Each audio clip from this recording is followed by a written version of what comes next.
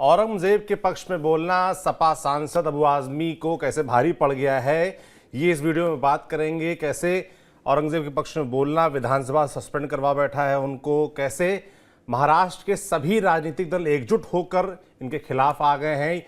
महाराष्ट्र ही नहीं, उत्तर प्रदेश तक बात पहुंच गई है। योगी आदित्यनाथ ने डिमांड कर दी है कि ऐसे लोगों को देश में ही नहीं रहना चाहिए।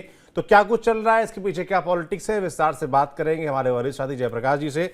जयप्रकाश जी, अबू आजमी का जो विवाद है वो पूरे देश में इसमें चर्चा का विषय बना हुआ है। मैं जानना चाहता हूं इसकी शुरुआत कैसे हुई और विधानसभा में जो आज हुआ, उनको सस्पेंड किया गया, उसके पीछे की क्या कहानी है। ये कैसे तय हुआ कि आज उनको सस्पेंड कर दिया जाएगा, किसकी तरफ से प्रस्ताव लाया गया, कैसे हुआ? देखिए, मैं आपको बताऊं सौरभ भाई कि ये जो पूरा मामला है ये सोमवार को तब उठा जब अबू वसीम आजमी असेंबली में थे। असेंबली में अपनी प्रेजेंटी लगाकर वो जब बाहर आए तो बाहर उनको उस वक्त मीडिया ने पूछा कि असम के जो मुख्यमंत्री हैं उन्होंने औरंगजेब को लेकर एक बयान दिया है और आपका औरंगजेब पर क्या मानना है। तो तुरंत अबू वसीम आजमी ने कहा कि औरंगजेब जो है वो ऐसे राजा थे जिन्होंने हमेशा न्याय का साथ दिया, जिन्होंने हमेशा हिंदू मंदिरों को जो है वो बचाए रखने की कोशिश की। उन्होंने हमेशा अपनी सीमा को जो है, भारत देश की सीमा को का विस्तार करने की सोची। उनके समय में भारत सोने की चिड़िया था। तो ये जो तमाम बातें अबू वसीम आजमी ने बोली, उनका कहने का अर्थ ये था कि औरंगजेब एक महान राजा थे। लेकिन इसको जिस कॉन्टेस्ट में उन्होंने बोला और जिस परिस्थितियों में ये बयान आया, मैं आपको बताऊं कि महाराष्ट्र में छावा पिक्चर रिलीज हुई है, पूरे देश में रिलीज हुई है। और ये जो छावा पिक्चर है इसमें संभाजी महाराज की वीरता और उनका जो शौर्य है वो दिखाया गया है और साथ ही साथ औरंगजेब का क्रूर व्यवहार दिखाया गया है कि कैसे एक राजा जब हिंदू से मुसलमान नहीं बनता तब उसे कितना प्रताड़ित किया जाता है। उसके हाथ के जो उंगलियों के नाखून तक निकाल लिए जाते हैं, आंखें फोड़ दी जाती हैं। और ये जो तमाम जो बातें थी असेंबली के अंदर उठाई गई। मैं आपको बताऊं, मंगलवार का दिन बहुत ही ज्यादा हो हल्ला का दिन रहा औरंगजेब को लेकर। हालांकि अबू वसीम आजमी ने अपने बयान को क्लेरिफाई किया। उन्होंने कहा कि वो न छत्रपति संभाजी राजे का विरोध करते हैं, न उनके खिलाफ कुछ बोल सकते हैं, उनकी हिम्मत नहीं है। न छत्रपति शिवाजी महाराज के विरोध में उन्होंने कोई एक लाइन बोली है, वो तो सिर्फ औरंगजेब के बारे में बोल रहे थे। लेकिन जो सत्ता पार्टी है, महाराष्ट्र सरकार की जो घटक दल हैं, जैसे भारतीय जनता पार्टी, एकनाथ शिंदे की शिवसेना और अजीत पवार की पार्टी, उसके अलावा जो अबू वसीम आजमी की जो घटक दल हैं, महाविकास आघाड़ी की कांग्रेस पार्टी हो या यूबीटी शिवसेना हो, सभी उनके इस बयान का विरोध करने लगे। और कल अबू वसीम आजमी को अपने बयान को वापस लेना पड़ा। उन्होंने एक बाइट दी एक मीडिया के सामने और कहा कि अगर उनके इस बयान से, औरंगजेब के बयान से किसी को हर्ट हुआ है तो अपना बयान वापस लेते हैं। लेकिन तब तक मैं आपको बताऊं सौरव कि एक एफआईआर और एक क्रिमिनल कंप्लेंट दाखिल हो चुकी थी। नौपाड़ा थाने पुलिस स्टेशन में एक क्रिमिनल कंप्लेंट एफआईआर में तब्दील हो चुकी थी, जिसमें अबू वसीम आजमी के बयान के खिलाफ उन पर एफआईआर दर्ज हुआ। और एक कंप्लेंट जो है मरीन लाइन पुलिस स्टेशन में दर्ज हुई थी। दोनों कंप्लेंट को क्लब करके अब मरीन लाइन पुलिस इस मामले की जांच कर रही है, उनके बयान की जांच करेगी और इस मामले में अबू आजमी का जो है वो स्टेटमेंट भी दर्ज करेगी। आज जो है एक प्रस्ताव पेश किया गया। सबसे पहले एकनाथ शिंदे और बीजेपी ने प्रस्ताव पेश किया, उसमें सभी दलों ने एक समर्थन जताया और इस प्रस्ताव को लेकर ये जो है निर्णय लिया गया स्पीकर की तरफ से कि अबू वसीम आजमी जो समाजवादी पार्टी के विधायक हैं भिवंडी से, उनको इस सत्र से बेदखल किया जाए, उनको इस सत्र से निलंबित किया जाए। और एक आयोग बनाया गया है, कमेटी बनाई गई है।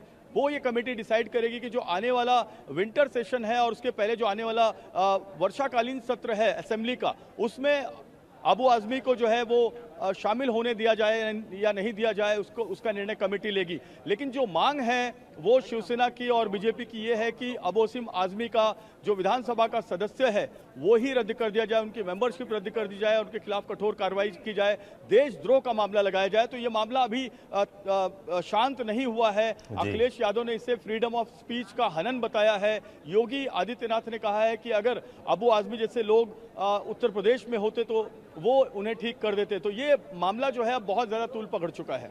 बिल्कुल भयानक तरीके से पॉलिटिक्स इस पे हो रही है, भयानक तरीके से नाराजगी इसको लेकर जताई जा रही है। वैसे भी महाराष्ट्र को जो लोग करीब से जानते हैं वो इस बात को समझेंगे कि छत्रपति शिवाजी महाराज, छत्रपति संभाजी महाराज, वहाँ पर एक भावनात्मक रिश्ता लोग रखते हैं उनसे।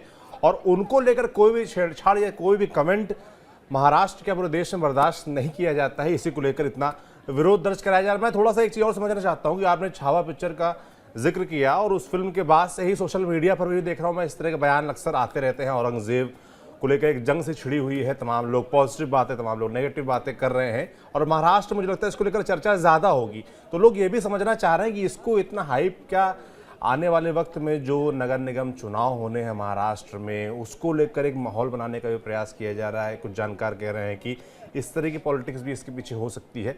क्या चल रहा है महाराष्ट्र, मुंबई में क्या चर्चा है इसको लेकर, इस मुद्दे को लेकर? देखिए, निश्चित तौर पे आपने बिल्कुल सही बताया, क्योंकि पूरे महाराष्ट्र की अगर हम बात करें तो 16 महानगर पालिकाओं के चुनाव महाराष्ट्र में होने हैं और उसका निर्णय सुप्रीम कोर्ट में होगा। जो ओबीसी रिजर्वेशन का एक पिटिशन फाइल किया गया है, उसको लेकर उसका निर्णय होगा। उसके बाद महाराष्ट्र में चुनाव होंगे, नगर निगम के चुनाव होंगे और स्थानीय स्वराज संस्थाओं के चुनाव होंगे। ऐसी सिचुएशन में हर पार्टी चाह रही है, खास करके अगर हम बात करें गठबंधन की, तो महायुति और महाविकास आघाड़ी ये दोनों चाह रहे हैं कि वो इन चुनाव में अपना बेहतर प्रदर्शन करें। यही एक वजह है कि जब ये मुद्दा उठा औरंगजेब का, तो इस मुद्दे को कहीं न कहीं हिंदू वर्सेस मुसलमान के साथ साथ राष्ट्रीय अस्मिता और जो महाराष्ट्र की अस्मिता है उसका प्रश्न बनाया गया है। मराठा समाज की अगर हम बात करें तो पूरे महाराष्ट्र में करीब 31% मराठा समाज के जो लोग हैं वो हैं और काफ़ी जिलों में मराठा समाज का बड़ा वर्चस्व है।